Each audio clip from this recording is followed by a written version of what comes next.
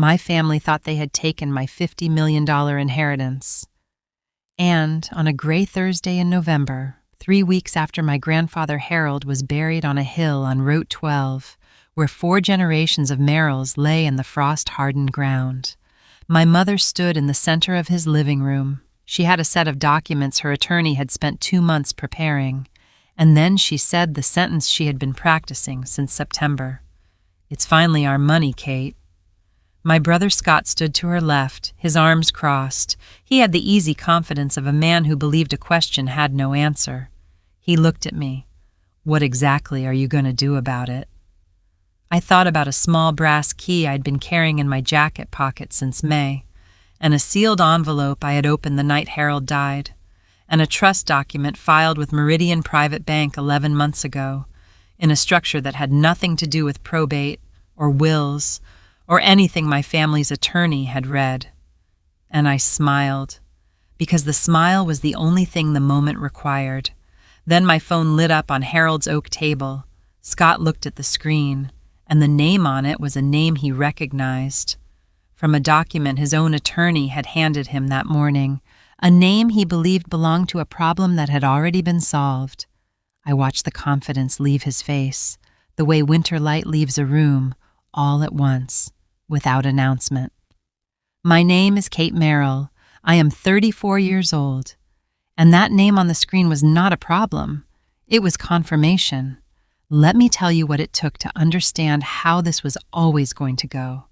I am a senior trust officer at Meridian Private Bank in Cincinnati. I have been there 9 years, the last 4 managing the accounts of our highest net worth clients.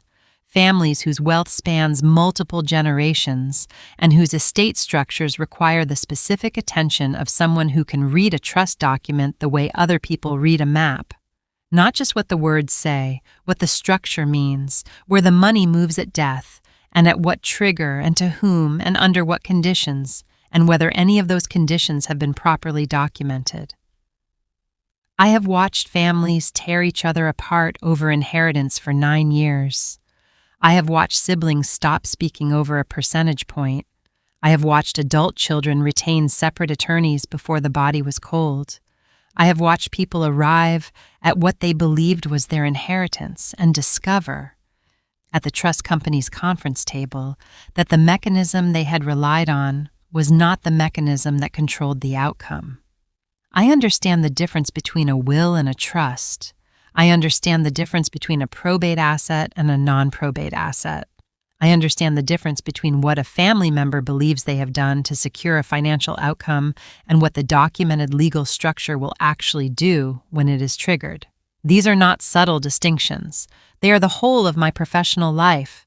I know them the way a surgeon knows anatomy, not academically, but by having been inside the thing often enough that it no longer has any mystery. My grandfather, Harold Merrill, built a real estate development company in southwestern Ohio over 41 years. He started it in 1979 with a single commercial lot purchase in Kettering, and he ended it with a portfolio of 47 properties across 6 counties and a company value that I had assessed informally at approximately $42 million in stabilized assets. He also held investment accounts and liquid assets totaling an additional $8 million, which put the estate at approximately $50 million by the time his oncologist used the word palliative in a sentence at the end of February. Harold called me that same week. Not my mother, not Scott, me. He called from his kitchen on a Tuesday evening, and he said the word the oncologist had used, and then he said, "I need to talk to you about how this is structured. The current way. I want you to tell me if it's right." It was not right. I had been concerned about how it was structured for 3 years, since a conversation at his birthday dinner in 2021 when he mentioned that his estate attorney hadn't reviewed the documents since 2017. 7 years without review, in a $50 million estate. That is not a gap. That is a door left unlocked in a house full of people who know what's inside it. I drove to Harold's house the following Saturday. We sat at his oak table, the one that had been in that living room since 1988, and I asked him to walk me through what he understood about the current structure. He was precise, he had a good memory, and he understood his own affairs, which is not always true of people his age managing estates of this size. He told me what the documents said and what he believed they meant and where he wanted his assets to go when he was gone.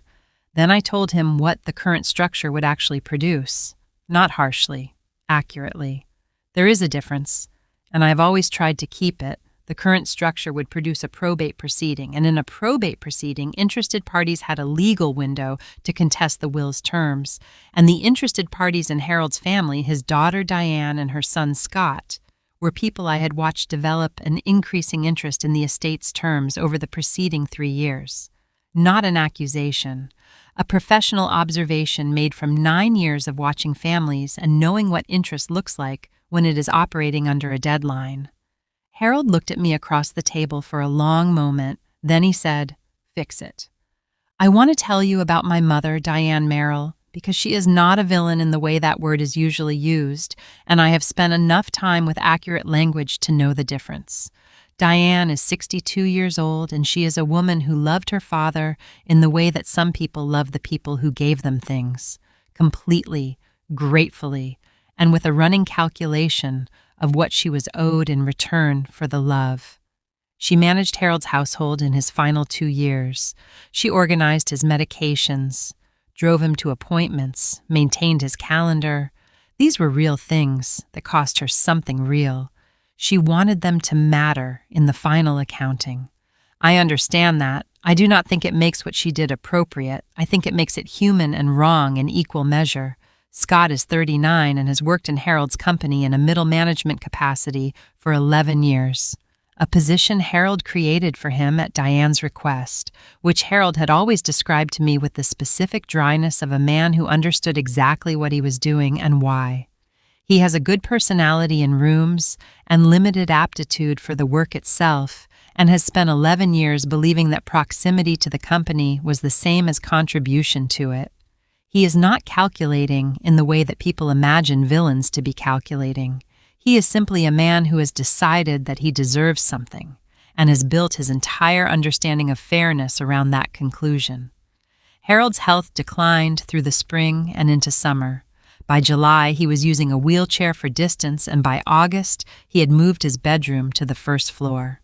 Diane was in the house 6 days a week by then, which Harold had allowed because he needed help, and Diane was family, and the alternative was hiring strangers. What he had not accounted for, or had accounted for and accepted anyway, because Harold was not an easy man to manage once he had decided something, was that Diane's presence in the house gave her access to his desk. I know about the desk because Harold told me in September. He called me on a Sunday evening and said he believed Diane had been through his files. Not his trust documents. Those were at my office by then, in Meridian's custody. His personal files, the older documents, the things that predated our March conversation and the restructuring that had followed it. I said, "What was in the files she went through?" He said, "An old will from 2017, before we talked." I said, "She has a copy." He said, "I believe so." I said, "That's all right, Harold." He said, "You're sure?"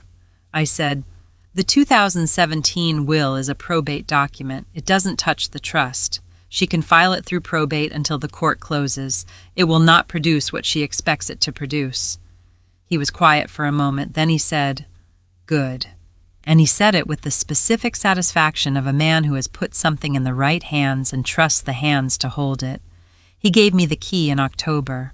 A small brass key, the kind that opens a safe deposit box, passed across his kitchen table on a Sunday afternoon with an envelope he told me not to open until he was gone. He said, "Everything you need is in the box. You already know what's there. The envelope just confirms the instructions." Harold died on a Tuesday in November. The envelope told me 3 things in his handwriting: the box number at Meridian's downtown branch, the names of the 2 attorneys he had used for the trust restructuring, and 1 sentence at the bottom of the page. The sentence said, "I know you'll hold it right."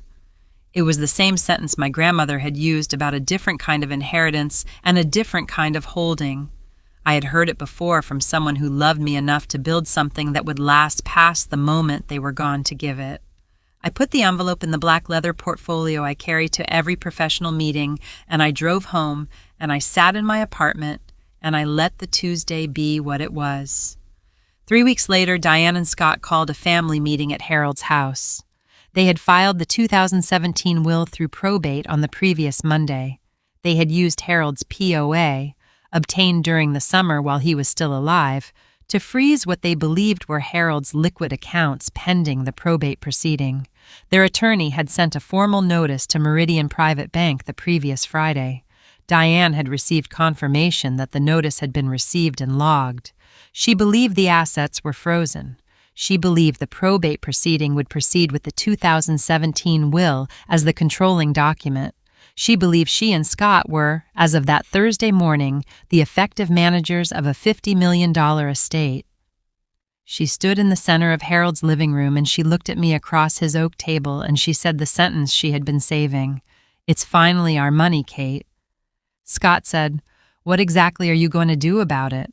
I thought about a brass key, about an envelope, about a trust document filed 11 months ago in the name of the Kate L. Merrill Irrevocable Trust, with Meridian Private Bank as the institutional trustee holding $50 million in assets that were not Harold Merrill's estate assets because they had been transferred to the trust before his death and therefore could not be frozen by a probate proceeding or contested through a will because they did not pass through a will.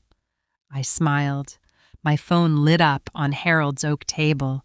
Scott looked at the screen. His face did the thing it did when the plan arrives at the moment it was always going to fail. The name on the screen was Douglas Webb. Douglas Webb was the institutional trustee manager at Meridian Private Bank. His name was on every page of the trust document Scott's attorney had been given that morning as evidence of the asset freeze. The asset freeze that Douglas Webb was, at this moment calling to inform me, had been rejected. I picked up on the first ring. Douglas said, "Kate, the freeze order is being returned to the filing attorney. I wanted you to hear it from me before the formal letter goes out." I said, "Thank you, Douglas." He said, "The assets in the Kate L. Merrill Irrevocable Trust are not estate assets. They transferred 11 months ago. The trust is the owner of record." Harold Merrill had no ownership interest in those assets at the time of his death, and therefore his estate has no claim, and a POA issued to his daughter during his lifetime has no authority over assets he did not personally hold. A pause, not for effect, just the natural pause of a man confirming what he has already confirmed in writing and is now confirming by voice because some information deserves to be spoken. The probate proceeding can continue. It will find what Harold held personally at death, which is documented in our records as a personal checking account with a balance of $41,000, his personal vehicle, and the contents of his home. I said, "I know." He said, "I thought you might." I thanked him and set the phone back on Harold's oak table, face down, in the specific way you set something down when you want the room to understand the call is finished. Scott was still looking at where the screen had been. He said, "What did he say?" I said, "The asset freeze has been rejected." He said, "What does that mean?" I said, "It means the assets your attorney attempted to freeze are not Harold's estate assets. They're held in an irrevocable trust. The POA your mother has was issued by Harold. Harold didn't own the trust assets at death. A POA over a person has no authority over assets that person doesn't own." The room processed that at different speeds. Diane said, "That can't be right." I said, "It's documented in the trust filing 11 months ago." She said, "You did this." I said, "Harold did this. I helped him structure it correctly." She said the next thing with the specific volume of a woman who has arrived at something she has been moving toward for a long time and has finally gotten there and found it is not what she expected. She said it about family and fairness and 31 years of being Harold's daughter and 2 years of managing his medications and his appointments and his household, and she said it with the genuine emotion of someone who believed every word of it. I let her say it, all of it. I did not interrupt because Interrupting would have been the wrong instrument for the moment, and I have learned in 9 years of trust work that the moment someone is saying the full version of what they believe, the most important thing you can do is let them finish. I said, "Come over." Not because I wanted to have the conversation, because I had spent 9 years learning that the most expensive thing in a trust dispute is time, and Monday morning was 16 hours away, and what Scott said before then was information that belonged in the record of what had been offered and what had been declined. He arrived at 8:15. He had driven from wherever he had been for the preceding 3 days. Not home, from the sound of him on the phone, somewhere he had gone to think or not think, the way people go somewhere when the architecture of what they built has started showing its gaps. He sat in the same chair my mother had sat in on Thursday, and he looked at the kitchen the way people look at a room when they are buying time before they say the thing they came to say. He said, "I need you to not file those records Monday." I said, "And the trust is filing. Douglas Webb is the trustee. That's not my decision." He said, "You're the beneficiary. You could request that he hold." I said, "No, I couldn't. The trust has a fiduciary obligation to the documentation it holds. That obligation belongs to Douglas. I am not the trustee. I cannot instruct him, and I would not if I could." He looked at his hands. Then he said it. The version he had been preparing on whatever drive he had taken in the preceding 3 days. He said the $78,000 had been borrowed, that he had always intended to repay it, that Harold had known. Here, Scott looked up. And Harold had told him in August that they would settle it quietly, between them, and that he had never expected Harold to put it in the corporate file because they had an understanding. I said, "Tell me what Harold said exactly, when he told you that." Scott said, "He said he found the transfers. He said he would handle it. He said we would discuss it when he was stronger." I said, "Did he put the agreement to discuss it in writing?" Scott said, "It was a conversation."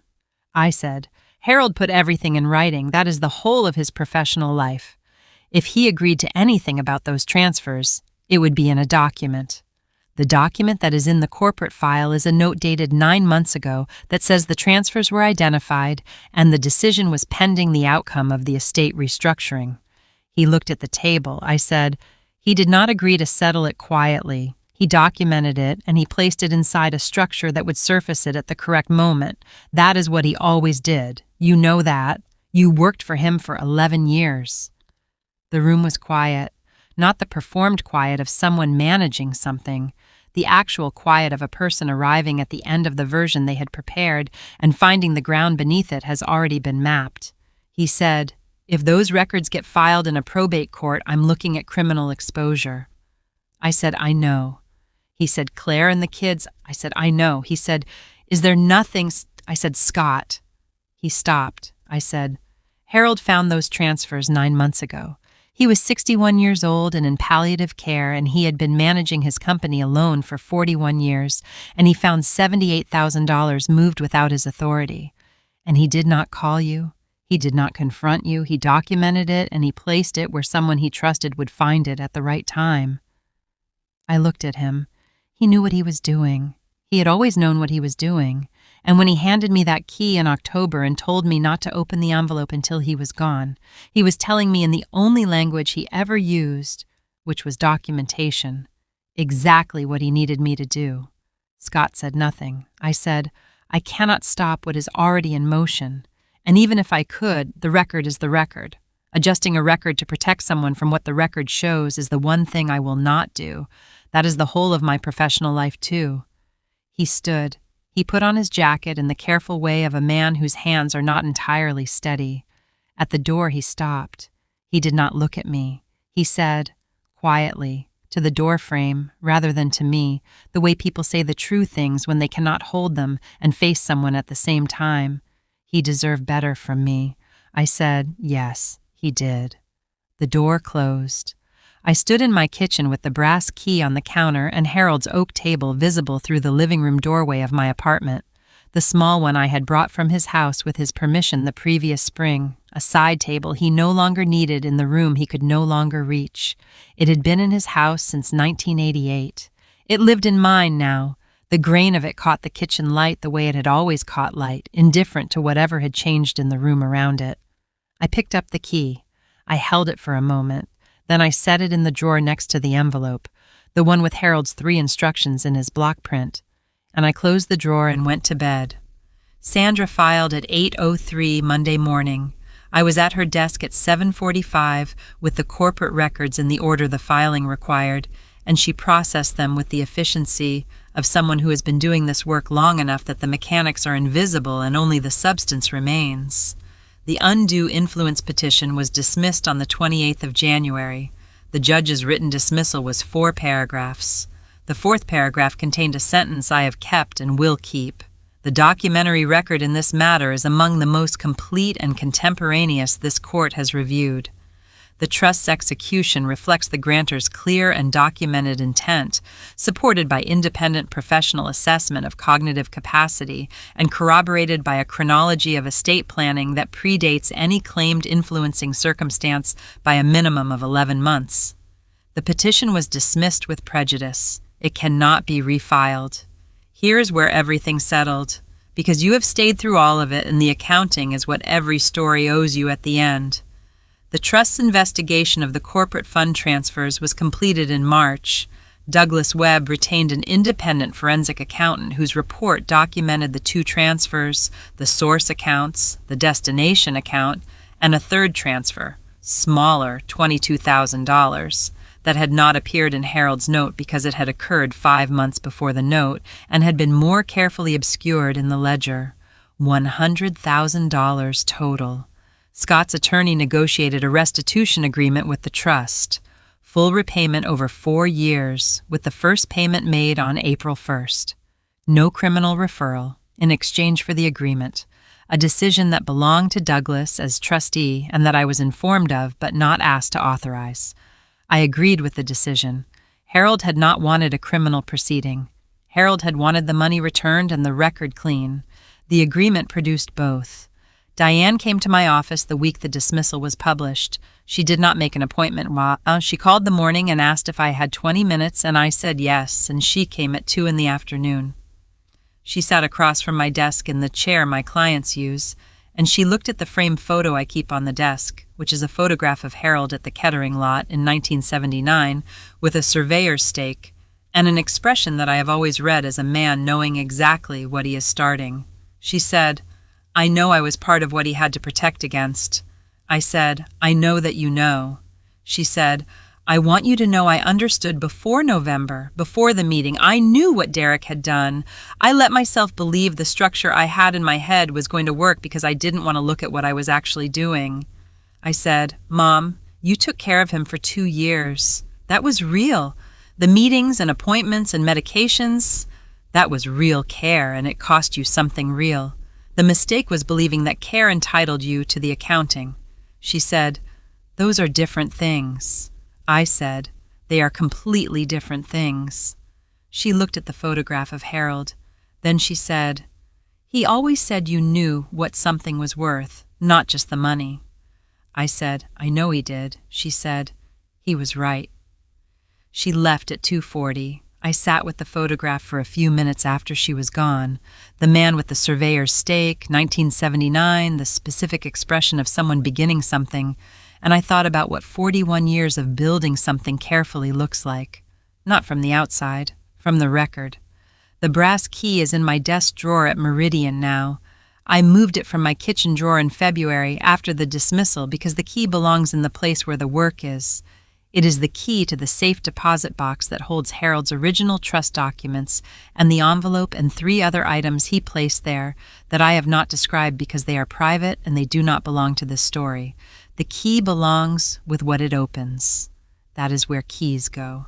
Scott and I have not spoken since August, not from my decision or from his. From the specific gravity of a situation that has been resolved legally and has not yet found its way to becoming a personal conversation. That may happen, it may not. The record will show what occurs in the order it occurs, and I will note it accurately. Frank called on a Tuesday in April. He said, "Your grandfather's company is running. The trust is operating it correctly. The Kettering properties are holding value." He paused. "He built something that holds." I said, "He always built things that held." Frank said, "You hold things that hold too." That is the most Frank has said to me in one phone call in 9 years. I noted it. The oak table in my living room is where I set my keys when I come home, not a designated space. It became one naturally, the way things become what they are when the right object finds its right place. Every evening when I come home, I put my keys on Harold's oak table. It is a small thing. It is also the whole thing. My grandfather built a company from a single lot in 1979. He found a theft in his records in his final year, and he did not destroy the thief. He documented the theft, and he placed the document inside a structure that would surface it with integrity at the right moment, and he handed me the key to that structure on a Sunday afternoon in October and told me he knew I would hold it right. And then he died on a Tuesday in November, knowing that everything he had built was in a system that would run correctly without him. That is what 41 years of documentation looks like from the inside. It looks like a key that fits a lock that opens a record that tells the truth. It looks like the right structure in the right hands at the right moment. It looks like the thing that was supposed to happen, happening. Not because anyone forced it, but because someone built it to. Some people will stand in your grandfather's living room and say it's finally their money. The answer is not to argue. The answer is to have built the record so correctly, so far in advance, so without adjustable language or uncertain structures, that the moment they say it, the record is already answered. Document everything, build what holds, and trust the key to the person who knows what a door is for. If someone has ever tried to take something that was yours and thought your silence meant they had succeeded, tell me in the comments what you held on to. Share this with someone who is building something worth keeping. I'll see you in the next one.